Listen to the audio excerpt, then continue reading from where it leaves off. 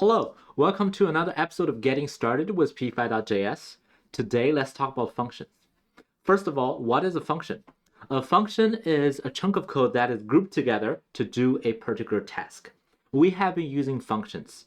So for instance, we have the create canvas function that creates the canvas for us based on the two arguments that we provided, 400 and 400. And then we have the background function that draws the background for us. So these are the function that is built into the p5.js library. So that means there are a set of code that is written within those functions, and we don't need to worry about what goes inside of those functions. We simply need to know what's the name of the function and what are the arguments that are needed for this function to work. And also, we have function like setup and draw. These are two functions that we define. I mean, of course, in this case, it's in the template, but it's the user of p5.js that define. But then these two functions are, because they are special functions that are recognized by the p5.js library, they are called internally by the library itself to draw in the exact order and the frequency that we want. And for us, we can also write our own function and call our own functions as well. And one obvious kind of benefits is so that we are having more organized code. But more than that, we can use that function multiple times with different parameters. So that can be really helpful when we have larger projects. So let's start with drawing a smiley face without a function. And let's try that in the draw function. I'm going to draw a circle as a face, and then add eyes and mouse to the face. So let's try to draw this face, starting with a circle, and I'll put it at the center of the canvas, 200, 200, and maybe size also 200. And now I'm going to draw the eyes, but let's take a look. Let's break it down and take a look at what the face might look like. So if we want to draw a face, first, yeah, this is the canvas, X and Y.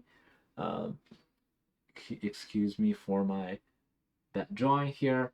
So if we want a face, maybe something like this, two eyes, and then a mouse here. So if this is 200, 200. Maybe this is somewhere like 150. Yeah, the proportion is really off right now. Maybe this 150 and 150. Maybe this eye would be 250. 250 or 200? Yeah, 250. 250. And 150 for the y-axis. So the y-axis are the same. And then for the mouse, yeah, we will worry about the mouse in a second. So now back to our code. Let's try to draw a circle at 150, 150. Oh, and then the size, maybe the size will be about, let's start with 100. We can always try. Yeah, that's a little too big. So 50, about there. And then another circle, 150, 250, 150, and 50. Yeah. And then, we roughly knew how big that was, and then we can kind of adjust accordingly. Maybe I want this to be a little bit lower. If you wanted to move things lower, we change the y value to be bigger. And maybe that was too much. So 75. I don't know if I'm making the math too complicated. 75. Oops. Yeah. And then maybe that's about right. Then we can also adjust the distance. But then let's try to add a mouth. And in order to have the mouth, a mouth essentially, I'm going to use the arc function. And the way the arc function works, let me try to get another pen.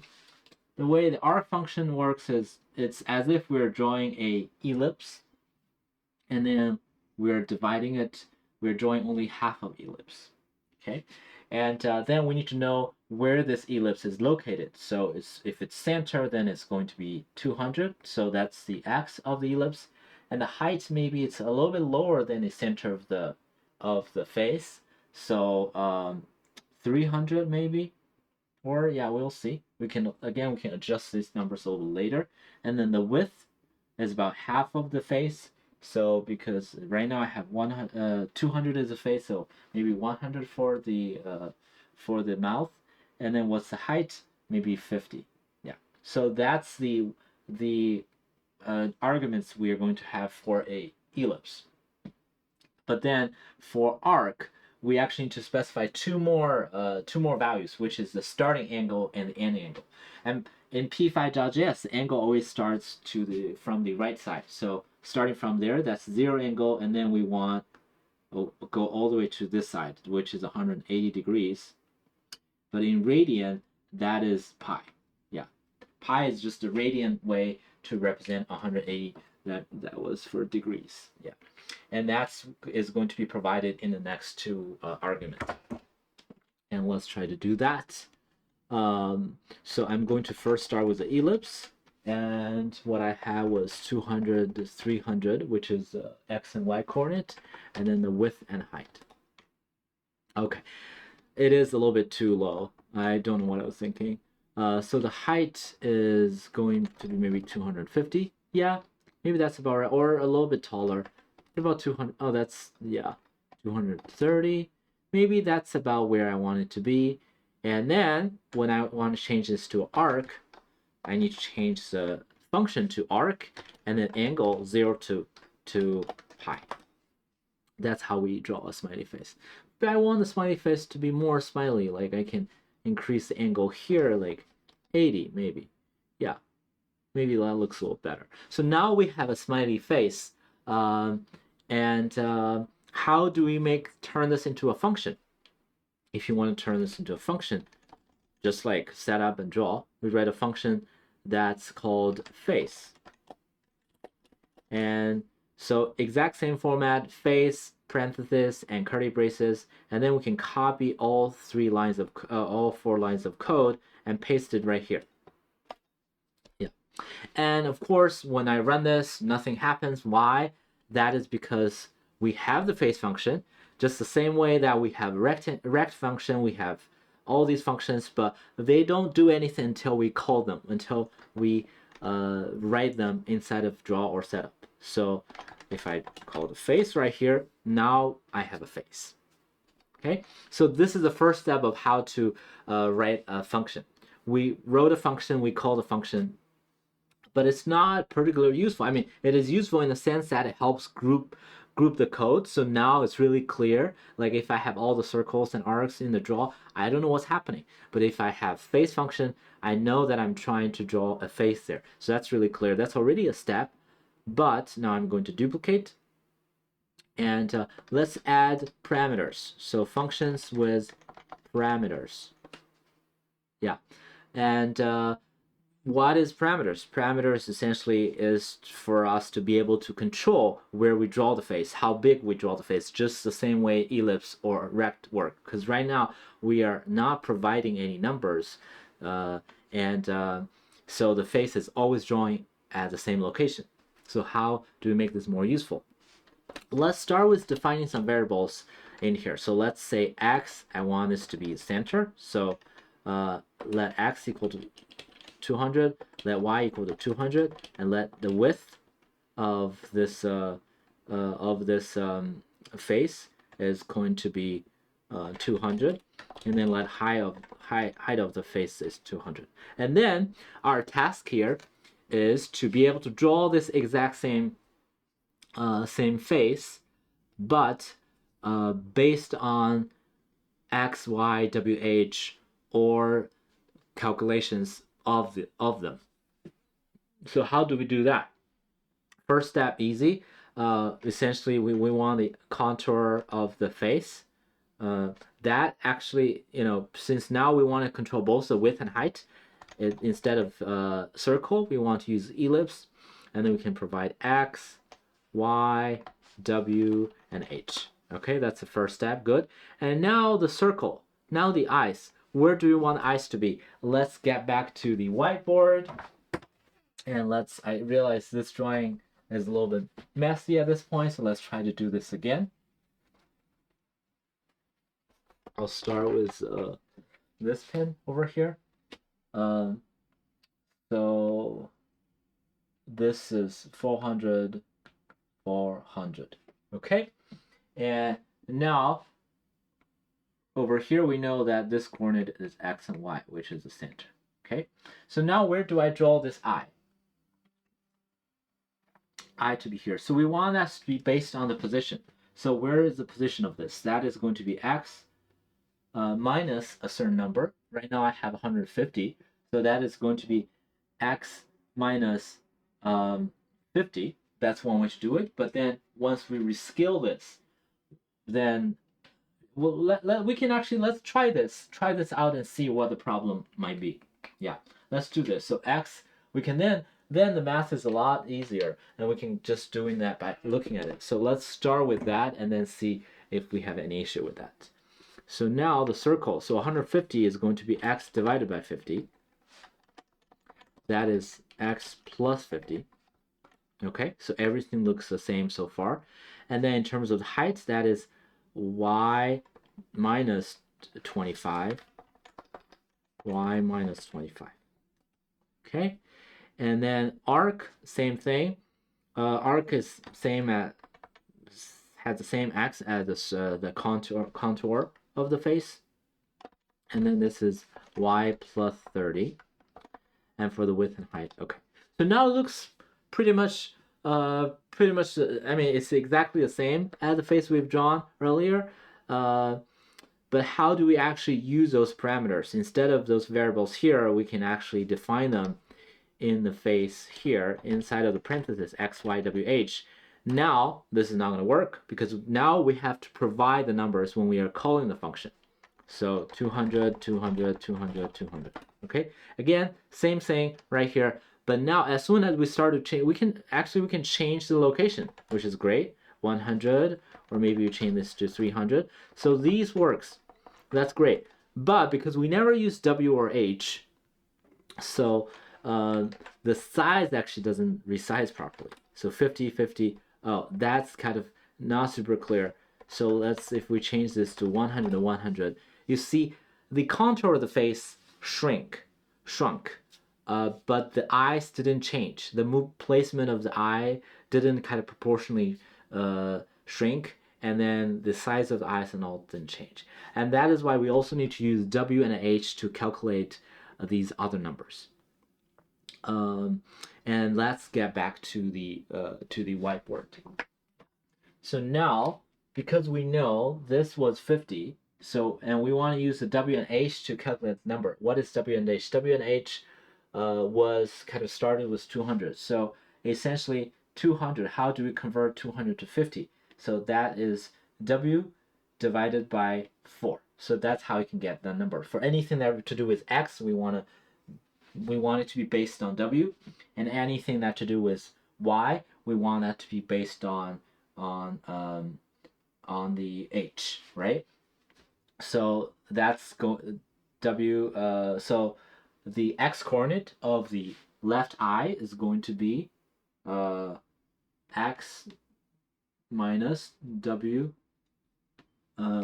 divided by 4, and then the Y coordinate is going to be very similar. So that was minus 25. That means Y divided by H divided Y minus H divided by 8. So that's what we're going to have for the left eye. So let's do that over here. X minus W divided by 4, and Y minus H divided by 8. And then of course the size of the or the diameter of the eye also change accordingly. So 50 instead of 50, what we can do is use W divided by 4. Yeah, and That's why this left eye is now in the correct proportion. So we can follow the exact same step. So by now we can kind of copy the same thing, but so instead of moving to the left, we move to the right by plus w divided by 4. In this case, same height, so h divided by 8, and then the same size, w divided by 4. Okay, so we have the right eye also in the right position. So this time, hopefully we can just kind of eyeball this. So y plus 30, and I know that I need to use h. So h, how do I get 30 from the 200? H, so that is going to be 20 divided by, that is a little tricky. So let's do, if we do divide by 4, that is, or divide by 5, we get 40. Yeah. So if you, 30 is kind of a harder number. I mean, we can do that, but like it's gonna won't look as clean because we kind of need to do multiple divisions. So I'm going to just leave it like this, so slightly off, but you know, kind of the idea is the same. And then the width, so 100, that is going to be w divided by 4, and oh, w divided by 2 because it was originally 100. And then the height is h divided by 80. How do I get 80? I guess instead of divided, I can also use this, right? So this is the height that I want. Yeah. And then the rest is the same. So this is kind of what I was talking about earlier, the y position. Maybe we want it to be a little bit closer to the top. So divide by 6 or divided by 8. So we can kind of fine tune this. Maybe I like the 6. Yeah, maybe 8 is better. And so now, because we are using x, y, w, and h, so now it dynamically shrinks and resizes really nicely. So we can give it a try. So first position, I can move it to the left. I can change the y value. I can change the width. So now it kind of proportionally shrunk. And then I can also change the height, right? And of course, if you want the eyes to further, like if you want the eye also shrink, like usually you probably want to draw like a very circular, same width and height. But like if you want the eyes also shrink or resize proportionally, then instead of circle, you can also use ellipse. But in this case, I'm going to just make eyes perfectly round and use circle instead. So with this, we have a very powerful function which is able to draw a face at any location. And I'm going to, just for the example, I'm going to set this back to, maybe this time I'm going to make it slightly bigger, 300, 300. And now I can duplicate this, and let's try to do something with this. Let's try to draw faces at random locations. So let's add some randomness. So smiley face with randomness, okay? Because now we can draw a lot of faces. Yeah. So we can use a random x. So I'm going to use the function random 400 that generates a number from 0 to 400. Or if we want this to be also dynamically adapt to the canvas size, we can do random width. So width is going to be the width of the canvas, and random height. Okay, and let's change this x and y over here. So now I'm drawing a circle at a random position. And of course, if you want to see all the faces, we can move the background inside of setup. So now we have random face at a random location. And then furthermore, we can add a random size, w, random, maybe somewhere between 50 and 100. And then let h equals to random, also somewhere between 50 and 100. Now instead of 300 and 300, I'm going to change this to w and h. I'm drawing a random face at a random location. And very similarly, we can add random color to 55. Let g equals to random color to 55. Let b equals to random color, which is 255. But then, of course, we need to use that color, R, G, and B. Okay, so now we are able to draw random face at a random location with random color. So the face function now essentially works just like a rectangle, except it's more powerful than a rectangle, or I mean rectangle or ellipse, that we are using the face function to draw a smiley face. And then the possibility is endless. You can write a function to draw an animal or draw anything, and then you don't have to write it ever again. You can reuse it to adjust to any size you want. I hope you enjoyed the video. Really thank you for staying until the end, and thank you for watching. I'll see you in the next episode.